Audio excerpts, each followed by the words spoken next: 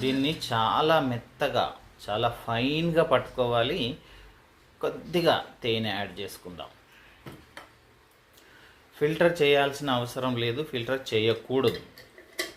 మెత్తగా తయారు చేసుకొని ఉన్నది ఉన్నట్టుగానే తాగే ప్రయత్నం చేయాలి. అలా తాగడం వలన కాన్స్టిపేషన్, మలబద్ధకం కూడా చాలా చక్కగా నివారించబడుతుంది. మలబద్ధకం కూడా చక్కగా తగ్గిపోతుందన్నమాట.